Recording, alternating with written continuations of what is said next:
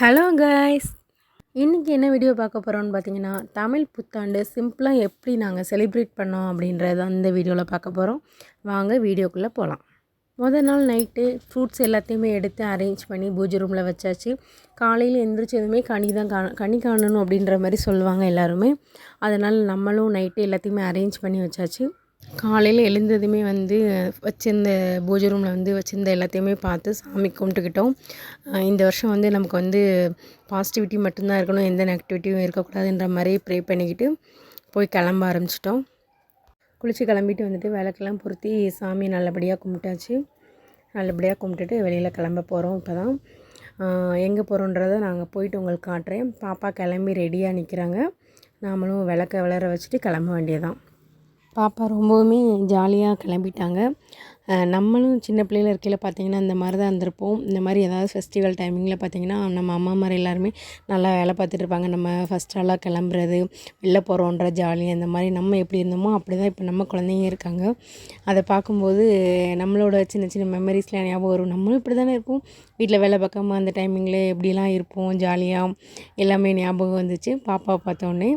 இப்போ நம்ம ஒரு அம்மாவானது தான் தெரியுது, நம்ம அம்மாலாம் எவ்வளோ வேலை பார்ப்பாங்கன்ற மாதிரி. ஏன்னா நம்மளே ஒவ்வொரு விஷயமும் நாளே பார்த்து பண்ணுறோம். நாளைக்கு ஒரு ஃபங்க்ஷன் வருதுன்னா இன்றைக்கி வீட்டை தூத்து பெருக்கி எடுக்கிறது, தொடச்சி எடுக்கிறது, க்ளீனிங் ஒர்க்கு, நாளைக்கு என்ன பண்ணலாம் அப்படிங்கிற பிளானிங் ஒவ்வொன்றும் பார்த்து செய்கிறோம். ஒன்றையும் அதெல்லாம் பார்க்கும்போது நம்ம அம்மா அப்போது இருக்கும்போது நம்ம ஹெல்ப் பண்ணியிருக்க மாட்டோம். அச்சோ பாவப்பா, நம்ம அம்மாவும் இந்த மாதிரி தானே இவ்வளோ ஒர்க் பார்த்துருப்பாங்கல்ல அப்போ அப்படின்ற மாதிரி நம்ம பார்க்கும்போது தான் அதெல்லாம் கொஞ்சம் நமக்கு புரிய வருது. இப்போ டைம் பார்த்திங்கன்னா கரெக்டாக 8:00 ஆகிட்டு. நாங்கள் இன்றைக்கி எங்கே போகிறோம் அப்படின்னு பார்த்திங்கன்னா, ஆரியங்கா கோவிலுக்கு தான் போகிறோம். ஆரியங்கா போயிட்டு அங்கே சாமி கும்பிட்டுட்டு அப்படியே பக்கத்தில் இருக்கிற தென்மலை போகலாம் அப்படின்னு சொல்லிட்டு தான் பிளான் பண்ணியிருக்கோம். ஏன்னா பாப்பா அவளுக்கு எங்கேயாவது போகணுன்னு சொல்லிக்கிட்டே இருந்தால், சரி இன்றைக்கி ஒரு நாள் லீவு தானே, ரொம்ப செலவில்லாமல் பக்கத்தில் எங்கேயாவது கூட்டிகிட்டு போயிட்டு வரலாம் அப்படின்ற மாதிரி பிளான் பண்ணியிருந்தோம். 8 மணிக்கு வெயில் எப்படி அடிக்குதுன்னு பாருங்கள். இதனால தான் நாங்கள் காலையில் சீக்கிரமாகவே ஏர்லி மார்னிங் எழுந்துச்சி பூஜை பண்ணது. ஆனால் 8 மணிக்கே பார்க்குறதுக்கு ஏதோ ஒரு 11, 12 மணி மாதிரி வெயில் அடிக்குது, பயங்கரமாக வெயில் அடிக்குது. தென்காசியில் இந்த அளவுக்கு இருக்குது வெயில். உங்கள் ஊரில் எவ்வளோ வெயில் இருக்குதுன்ற கமெண்ட் பாக்ஸில் கமெண்ட் பண்ணுங்கள். இப்போ கரெக்டாக எங்கே போய்கிட்டு இருக்கோம்னு பார்த்தீங்கன்னா, புளியரை தாண்டி போய்கிட்டு இருக்கோம். இந்த சைடில் லொக்கேஷன் பார்த்திங்கன்னா வேறு லெவலாக இருக்குது. அங்கே நின்று கொஞ்சம் ஃபோட்டோஸ் எடுத்துக்கிட்டோம். அந்த பக்கம் ஃபுல்லாகவே பார்க்குறதுக்கு ரொம்பவே க்ரீனாக சூப்பராக இருந்துச்சு. அந்த மலைகள், அந்த மரங்கள்லாம் பார்க்குறதுக்கு அவ்வளோ நல்லா பீஸ்ஃபுல்லாக இருந்துச்சு, சூப்பராக இருந்துச்சு. இந்த சைடு வியூ எல்லாமே நல்லா இருந்துச்சு, எதுவுமே நல்லா இல்லைன்னு சொல்ல முடியாது. இங்கேருந்து அங்கே போயிட்டு வர வரைக்குமே நல்லா இருந்துச்சு. அப்படி ரசிச்சுக்கிட்டே தான் வந்தோம். அதுவே கொஞ்சம் நமக்கு ஒரு மைண்ட் ரிலாக்ஸாக இருந்துச்சு, பீஸ்ஃபுல்லாக இருந்துச்சு. பாப்பாவும் பெருசாக காசு செலவு பண்ணி எங்கேயும் கூட்டு போகிறோமோ இல்லையோ, அவளுக்கு ஜஸ்ட் இந்த மாதிரி பைக்கில் எங்கேயாவது போயிட்டு வீட்டிலேருந்து சாப்பாடு எடுத்துகிட்டு போய் எங்கேயாவது உட்காந்து சாப்பிட்டுட்டு அந்த மாதிரி வந்தால் கூட அவள் அதை ஜாலியாக என்ஜாய் பண்ண தான் செய்வாள். இங்கே தான் போகணும், அங்கே தான் போகணுன்னு சொல்ல மாட்டாள். ஜஸ்ட்டு எங்கேயாவது அவளுக்கு கூட்டிகிட்டு போகணும், அவ்வளோதான் அவளோட சின்ன சின்ன விஷயங்கள். குழந்தைங்களோட ஆசையை நம்ம ஸ்கிப் பண்ண முடியாது இல்லையா. நமக்குள்ளே எவ்வளோ கஷ்டம் இருந்தாலும் சரி, என்ன பிரச்சனைகள் இருந்தாலும் சரி, அவளோட இந்த சின்ன சின்ன ஆசைகள் எல்லாமே எங்களுக்கு பெரிய விஷயமா இருக்குது. அவளை இந்த மாதிரி கூட்டு போகிறது, சந்தோஷமாக வச்சுக்கிறது, பெருசாக செலவு பண்ணாலும் இந்த மாதிரி கூட்டு போகிறது அவளுக்கு ரொம்பவே பிடிக்கும். ட்ராவல் பண்ணுறதுங்கிறது அவளுக்கு ரொம்ப பிடிக்கும். சின்ன வயசுலேருந்து எங்கள் கூட ட்ராவல் பண்ணி பழகினதுனால அவளுக்கு இந்த மாதிரி போகிறது ரொம்ப பிடிக்கும். அதனால் அவள் ஒவ்வொரு மூமெண்ட்டையுமே ரசிச்சுக்கிட்டே தான் வருவாள். ஒவ்வொரு பிளேஸ்லேயும் அவள் நின்று, வா அம்மா அங்கே பாருங்கள், இங்கே பாருங்கள், சூப்பராக இருக்கலாம் அப்படின்னு சொல்லி ஒவ்வொன்றையும் பார்த்து ரசிச்சுக்கிட்டே வந்தால் அது பார்க்கும்போதே எனக்கு ரொம்ப சந்தோஷமாக இருந்துச்சு. நம்மளும் குழந்தைங்களோட சேர்ந்தால் நம்மளும் குழந்தையாகவே மாறிடுவோம் இல்லை. அவள் கூட சேர்ந்து நானும் பேசிக்கிட்டே சிரிச்சுக்கிட்டே அப்படியே நல்லா என்ஜாய் பண்ணிக்கிட்டே தான் வந்தோம்.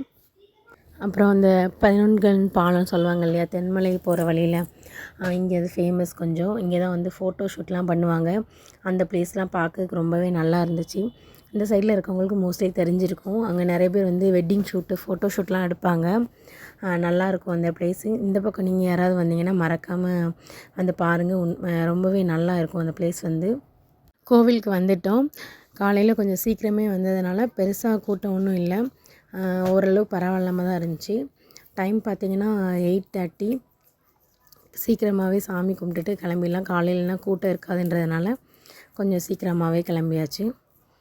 இந்த கோவிலை சுற்றி எல்லாமே பார்த்திங்கன்னா ரொம்பவே சூப்பராக இருந்துச்சு. அந்த மலைகள் கூடால அந்த கோவில் இருக்கிற மாதிரி இருந்துச்சு, நல்லா இருந்துச்சு. எந்த பக்கம் பார்த்தாலும் ஒரே மலைகள், அந்த வானம் மேகத்தோடு இருக்கிறது, ஒரே மரங்கள் செடிகள்னு நல்லா ஒரு பசுமையாகவே இருந்துச்சு, பார்க்குறதுக்கு நல்லா இருந்துச்சு, சூப்பராக இருந்துச்சு. அங்கே கொஞ்சம் நேரம் உட்காந்துருந்தோம்.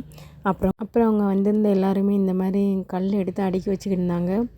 என்னன்னு கேட்டோம். இந்த மாதிரி நம்ம மனசில் நினைக்கிறத வந்து நினச்சிட்டு வேண்டிட்டு கல் அடுக்கி வச்சா நடக்கும் அப்படின்ற மாதிரி. சரி நம்மளும் அடுக்குவோம்னு சொல்லிவிட்டு ஒரு சிலர் வந்து வீடு கட்டுறதுக்கு அப்படின்னு சொன்னாங்க. ஒரு சிலர் இந்த மாதிரி சொல்லியிருந்தாங்க. சரி எதுவும் நம்மளும் மனசில் எதாவது ஒன்று நினச்சிட்டு அடுக்குவோன்னு சொல்லி அடுக்கியிருந்தோம். பாப்பாவும் வந்துட்டு நானும் அடுக்கிறேன்னு சொல்லிவிட்டு அவளும் வந்து அடுக்கிட்டு இருந்தா. அப்படியே நாங்களும் எல்லாத்தையும் அடுக்கி வச்சுட்டு அப்படியே அங்கே கொஞ்சம் கிளிப்பிங்ஸ் எடுத்துக்கிட்டோம். அப்படி கிளம்பலான்னு சொல்லிவிட்டு அங்கே இன்னும் கொஞ்சம் ஃபோட்டோஸ் எடுத்துக்கிட்டோம். 3 பேரும் சேர்ந்து ஃபோட்டோஸ் எடுத்துக்கிட்டோம். அப்புறம் பாப்பாவும் நானும் ஃபோட்டோ எடுத்துகிட்டு தென்மலை போயிட்டோம். தென்மலை வந்துவிட்டோம். வந்துட்டு அங்கே வந்து எக்ஸ்பிளைன் பண்ணிக்கிட்டு இருந்தாங்க அவங்க.